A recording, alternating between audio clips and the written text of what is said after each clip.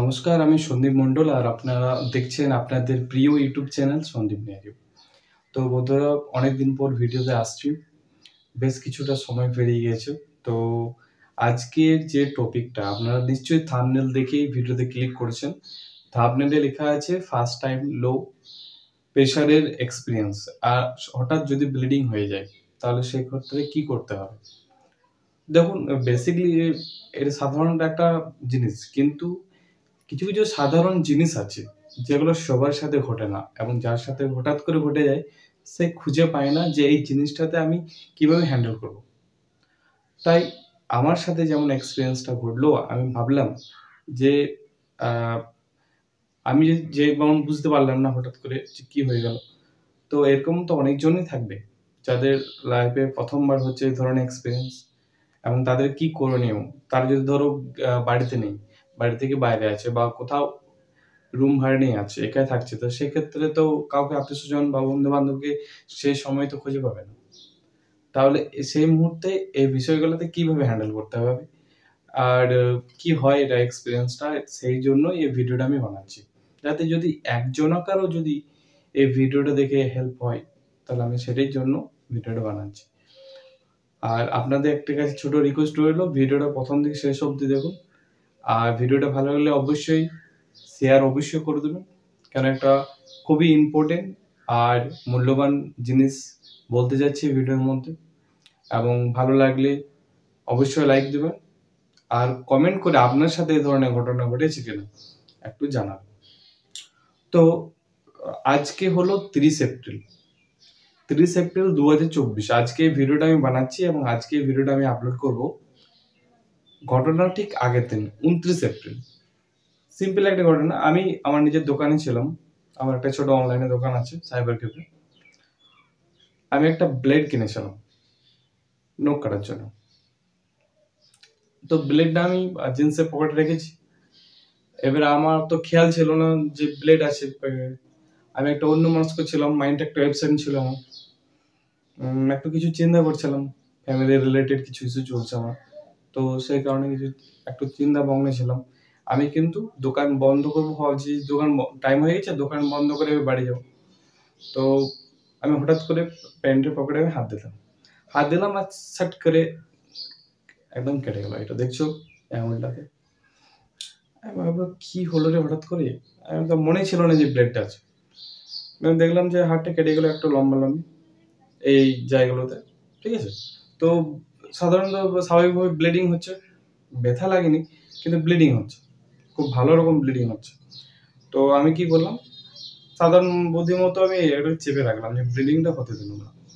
সবসময় কিন্তু ব্লিডিংটা হতে দিও না, কারণ ব্লিডিংটা যত বেরোবে কিন্তু মাথা তোমার হলিয়ে যাবে, আর তোমার শরীর থেকে ব্লাড সেই পরিমাণ বেরিয়ে যাবে। তো যখনই কোনো কিছু এমনি ধরনের ঘটনা ঘটবে, বা একটা মেজর কোনো ঘটনা ঘটে গেল, হঠাৎ করে বেশি ব্লিডিং হয়ে গেল, সেক্ষেত্রে তোমার যদি কাপড় থাকে, কাপড় দিয়ে ভালো করে টাইট করে বেঁধে দেবে। অথবা আমরা অনেক সময় কি করি যে বালি, হালকা সরু বালি দিয়ে দিই, ঠিক আছে, বা কোনো গাছের ছাল দিয়ে দিই, ধরে রাখি এটা। যদি কিছু মেডিকেল কিছু জিনিস না থাকে, যেমন হ্যান্ড প্লাস, ঠিক আছে, বা ব্যান্ডেজ পাউডার, এগুলো যদি না থাকে সেই মুহূর্তে, তখন তুমি কি করবে, ব্লিডিংটা হতে দেবে না, ঠিক আছে। এটা একটা প্রথমে খেয়াল রাখবে। কোনো কিছু থাকলে সেটা একটু টাইট করে কাপড় দিয়ে বেঁধে রাখবে, বা হাত দিয়ে চেপে রাখবে। এবং নিয়ারেস্ট যদি তোমার কোনো মেডিকেল শপ আছে সেখানে যাও, অথবা হেলথ সেন্টারে গিয়ে চিকিৎসা করে নেবে। তো আমি এসে ভাবলাম যে এটা কিছু হয়নি, নর্মালি আমি এটা দেবে রেখেছি, দেবে বাড়ি চলে এলাম। বাড়িতে এসে আমার বাবা একজন ডাক্তার, আরএমপি ডাক্তার গ্রামের। তো বাবাকে বললাম যে এই ধরনের ঘটনা হয়ে গেছে। তো হ্যান্ডি প্লাস আমাকে দিল একটা। যখন আমি হাতটা সরালাম, একটু ব্লিডিংটা হচ্ছিল। তো এবারে হ্যান্ডি প্লাস বাঁধছে, আর আমার কিন্তু মাথার ঝিমঝিম হয়ে গেল ওটা। আমি বললাম কি হলো, আমি বললাম এমনি কেন হচ্ছে, ভিতরটা একটু আনচান আনচান করছিল। আমি বললাম তাহলে কি হচ্ছে বাইরে, ছোট তো একটা ছোটখাটো ব্যাপার, একটা সামান্য তো রক্ত বেরোচ্ছে, তো কি হবে তাতে। তো আমি বসে গেলাম, কারণ মাথাটা তো ঘুরিয়ে গেলে, মানে পড়ে গেলে আরো প্রবলেম হয়ে যাবে। তখনই কিন্তু বসে যাবে। এই ধরনের যখনই বুঝবে যে শরীরে একটু ট্রাবল আসছে, শরীরটা একটু আনচান করছে, তুমি কিন্তু তোমরা বসে যাবে, দাঁড়িয়ে থাকো না, এবং উঁচু জায়গায় অবশ্যই থাকবে না। উঁচু জায়গায় যদি থাকো তো ইমিডিয়েট কিন্তু বসে যাবে। কে কি বললো না বললো জানার দরকার নেই, বসে যাবে। কারণ কি ইনকেস যদি তোমার মাথাটা ঘুরিয়ে পড়ে গেল, তুমি তো বুঝতে পারবে না। আমি অনেকজনকে দেখেছি। কথা বলতে, বলতে হঠাৎ মাথা ঘুরিয়ে গেল, পড়ে গেল। সুস্থ সবল। আমারও ভাই ভালো রকম ওয়েট আছে, মানে 72 ওয়েট আছে, 5 ফুট 6 ইঞ্চির মতন হাইট আছে, সুস্থ সবল চেহারা। তাহলে আমার মতন যদি ছেলে এমনি হয় তো সাধারণ অন্য লোকের ছেলে তো হবেই। ঠিক আছে? আমি তো সবসময় ধরো ঘরের ভেতর থাকি, রোদে অত ঘুরি না। তো যারা বাইরে খাটছে তাদের যদি হঠাৎ করে এরকম হয়ে যায় তাদের কি হবে তাহলে? তো সেই জন্য আমি বলছি যে এ ধরনের ভিডিও একটা দেওয়া দরকার ছিল, ওই জন্য বানালাম। তো যখনই ব্যান্ডেজ আর করলো, ওষুধ মলম দিল, তারপর ভাত টাত খেলাম, ঠিক আছে, একটু রেস্ট নিলাম। রেস্ট নেওয়ার পর থেকে একটু কিন্তু কেমন আনচান করছিল শরীরটা, চারিদিকে একটু অন্ধকার টাইপের লাগছে। ধরো আমি এখান থেকে বাথরুম যাচ্ছি, বাথরুমে বসেছি, আর মনে হচ্ছে যে বাথরুমের দরজাটা আমি খুলতে পারবো না। তো এই ধরনের যখনই তোমার শরীর উইক হবে, কিন্তু যে রুমে থাকো সেই রুমে কিন্তু দরজা লাগিও না। বা বাথরুম যদি যাও তো কাউকে বলে দেবে, বাড়ির বা বন্ধু বান্ধবী যেখানে তুমি থাকছো যে মুহূর্তে, তাই বলো যে ভাই একটু দেখিস, আমি বাথরুম যাচ্ছি। কারণ অনেক সময় কি হয়, মাথা ঘুরে পড়ে গেলে বাথরুমে, তখন তোমার কে দেখবে বা বেরোতে পারছো না, ঠিক আছে? এবং রাস্তাতে তো হাঁটাচলা একদম করো না, যা এই ধরনের এখন পরিবেশ, এখন যা টেম্পারেচার হাই হয়েছে, এখন গ্রীষ্মকালে কিন্তু যে কোনো সময় একটা মাথা ঘুরিয়ে তুমি রাস্তায় পড়ে যেতে পারো। হুম।